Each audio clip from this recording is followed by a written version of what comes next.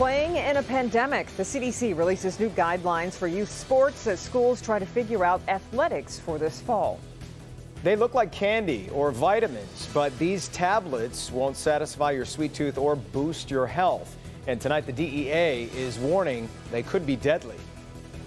But first, rare insight into the investigation of one of the most baffling murders in Metro Detroit over the past decade.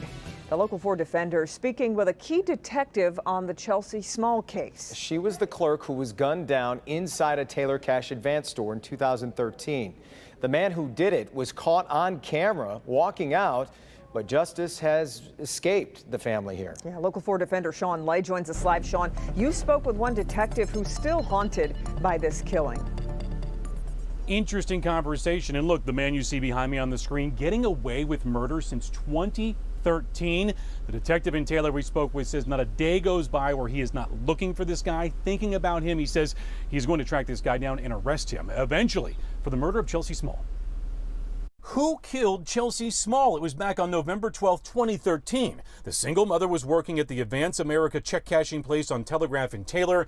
A man walked in, had a silencer on his gun, shot Chelsea twice, killing her. He did take a small amount of cash. He has never been identified. He is getting away with murder. Lead detective on the case, Josh Snyder, telling the defenders, not a moment goes by in his life that he isn't thinking about finding Chelsea's killer. This case is always on my mind day and night. Okay, whether I'm off or at work, I always think about this case. I always look at people I see passing me, and I always think about different ways that I could possibly do to solve it. What's interesting, all of the evidence in this case was gathered the day when Chelsea was shot. The bullets used, put into a national database to track them, no matches were found. If robbery was the motive, investigators question why Chelsea was shot first when she had access to lots more cash. And there's nothing in Chelsea's background that would indicate that the shooting was personal. And the last solid tip police got was November of last year. I'm working my hardest to solve this case, and I won't stop until this case is solved, and neither will any of us here at the Taylor Police Department. In fact, that was the investigators' message to Chelsea Small's family. I talked to Chelsea's mom. She has a message to the investigators in Taylor that she has full confidence that they will eventually crack this case. All they need is a phone call, the one that they perhaps have been waiting for a long time.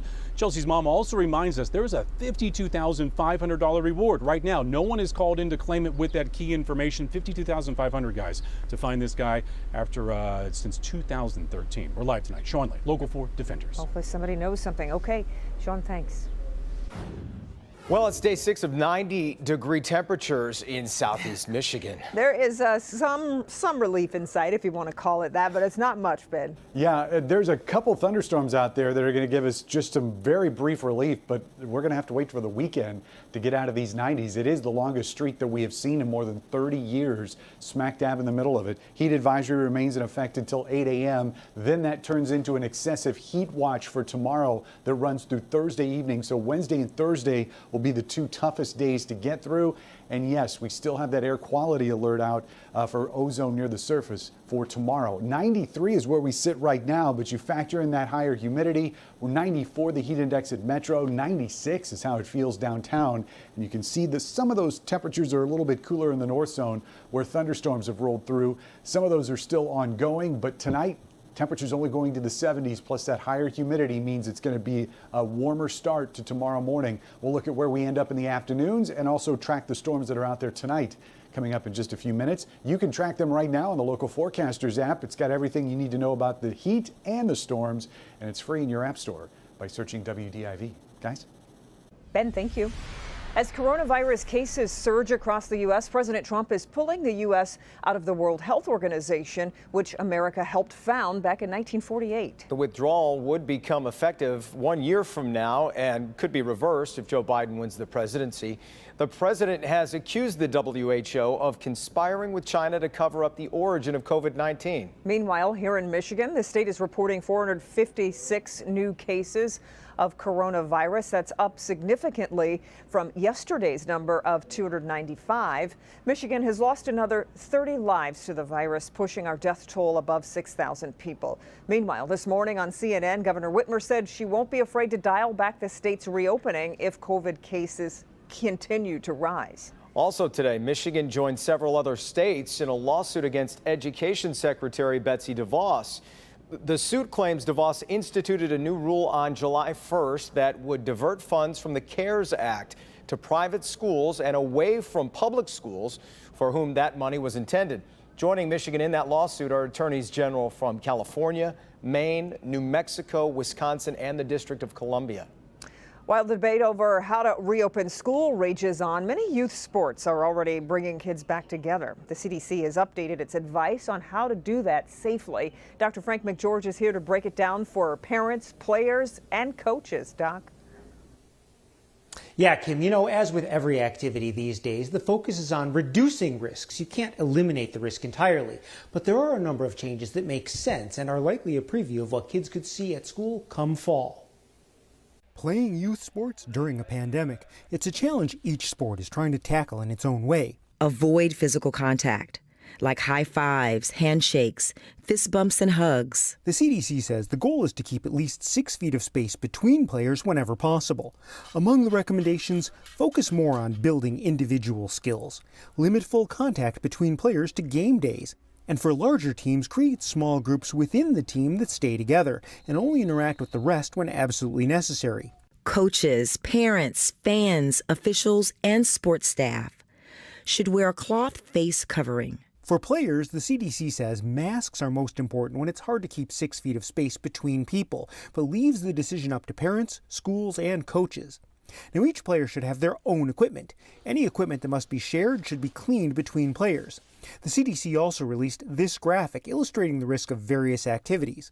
On the lower end, practicing drills at home or with the team. Moderate risk, scrimmaging with your own team. Higher risk, competing with other teams from your area. Or highest risk, teams outside your area. Now, obviously, each sport will have its own challenges. Sports with little or no contact are going to be easier to navigate than sports like football or wrestling, for example. And it will take cooperation from everyone on the team to follow the rules and to help kids keep home when they're sick. Yeah, I mean, and speaking of that, Doc, what happens if a player on one of these youth sports teams tests positive for COVID? Well, you know, that's where the idea of smaller groups comes in. If that player has only been practicing with 5 kids instead of the whole team, for example, only those 5 may need to self-quarantine. If they've been competing against other teams, obviously that contact list gets much bigger, much faster, and it becomes more difficult. Yeah. Okay. Doc, thank you. The DEA is putting out a warning about a new batch of meth spreading throughout the Midwest. It's packaged as brightly colored tablets that can be mistaken as candy or vitamins. Victor Williams has more on what families need to know.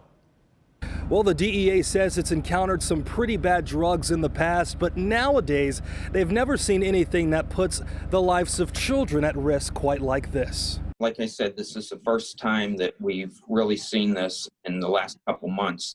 No, you're not looking at a bag of sweets. A handful of what's inside these bags could kill you.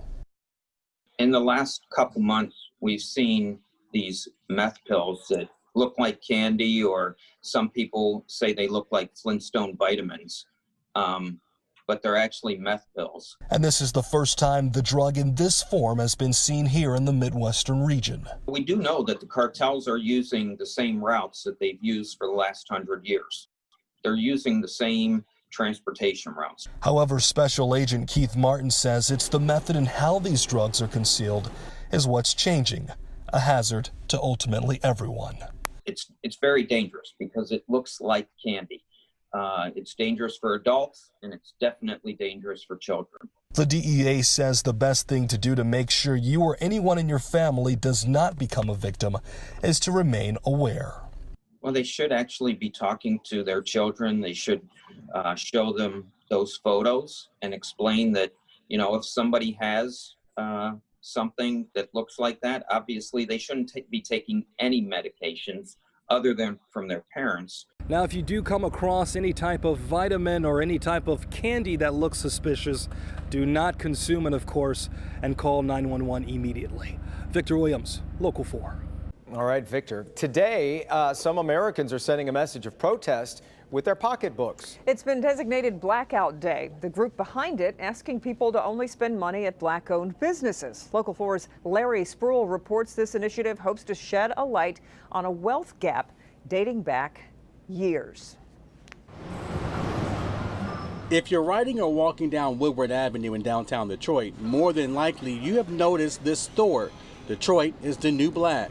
It's an expression, you know, it started really as a t-shirt brand about 5 years ago. This D does pretty well. But Roslyn Karamoko with Detroit is the new black says that expression grew into a brand and now a clothing store. We have everything from leather goods, handbags, to apothecary, to art. Detroit has many black-owned businesses, more than 300 of them. Tuesday is Blackout Day 2020.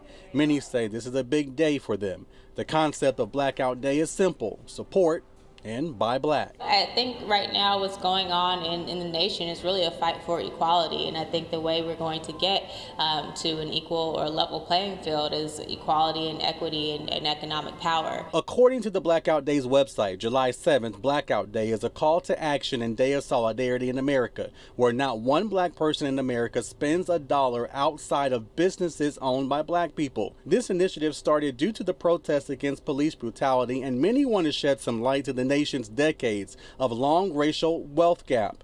Americans plan to send a message at the checkout counter, both in the stores and online, that they want racial equality across the country. It's important for blacks to support each other within a neighborhood. That's the only way we can stay a business, especially in this time with the pandemic going on. Michelle Sykes with Fusion Flair Restaurant on Plymouth Road tells me there is power with the black economic dollar. I think our race is probably #1 in terms of spending. We spend more, I think, than any other race. And if you want to see a list of all the black-owned businesses here in Detroit, you can, and information is on our website. Click on Detroit.com. Larry Spruill, Local 4. All right, Larry, still to come on a Tuesday. Police in Macomb County issue a be on the lookout alert for an escapee with 4 legs. We'll have that coming up. Plus, here's Hank. Delta, the main carrier here out of Detroit Metro. So what's being done to make sure that your flying experience is safe and as germ-free as possible? We're hearing from corporate leaders and also our own Dr. Frank McGeorge. Is it safe to fly? Tonight.